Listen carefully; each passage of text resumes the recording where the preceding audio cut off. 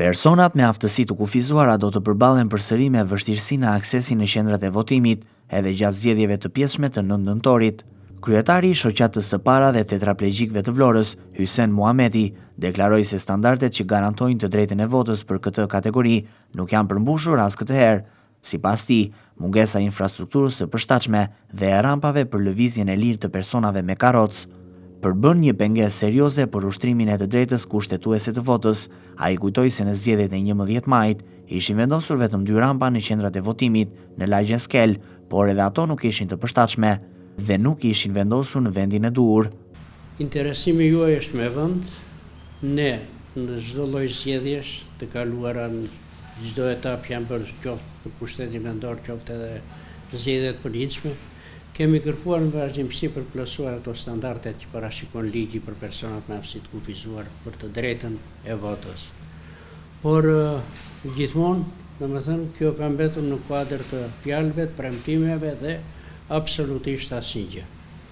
Me përjashtim të këtyre zgjedhjeve të fundit që u bën të 11 maj, ishin vendosur një 2 rampa, por edhe ato jo të përshtatshme dhe jo në vendin ku duhesh që të votonin ku isha parashikuar për të votuar invalidi.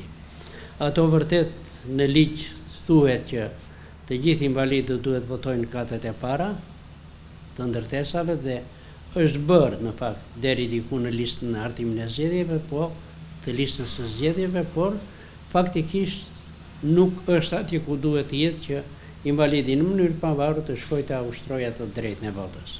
Kështu që ne në vazhdimsi kemi folur, por njeri absolutisht nuk e ka qarë kokën. Ka qenë një interesim domethënë shumë i vogël. Edhe për zgjedhjet e pjesme të 9 nëntorit situata mbetet e njëjtë. Fatkeqësisht jemi sërish në të njëjtat kushte, asnjë përmirësim nuk është bërë dhe kjo tregon mungesë vëmendjeje ndaj një kategorie që ka nevojë për mbështetje të veçantë. Në të njëjtat kushte është pothuajse gjithmonë për sa i përket infrastrukturës, qoftë për zgjedhje, qoftë infrastrukturës në qytet për personat me aftësi të kufizuar.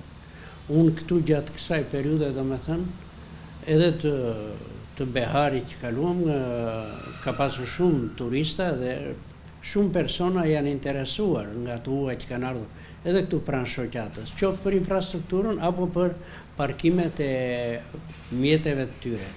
Kështu që ne flasim, ai zbatimi i ligjit, unë kam thënë me 10 herë, infrastruktura, përshtatshmëria për personat me aftësi të kufizuar duhet të ndërtohet në çdo vend, në çdo aspekt të lëvizjes. Që bëjnë edhe qytetarët e tjerë, por edhe ne duhet kemi përshtatshmërinë tonë. Situata e përsëritur e mungesës së aksesueshmërisë në qendrat e votimit tregon se personat me aftësi të kufizuara vazhdojnë të përballen me bariera serioze në ushtrimin e një të drejte themelore si ajo e votës. Mos përmbushja e standardeve të nevojshme dhe mungesa e përmirësimeve konkrete ngren shqetësimin për përfshirjen dhe respektimin e të drejtave të barabarta të kësaj kategorie qytetarësh. Institucionet duhet të marrin masa urgjente për të siguruar që çdo qytetar, pavarësisht aftësisë fizike, të mund të votojë lirshëm dhe në kushte dinjitoze.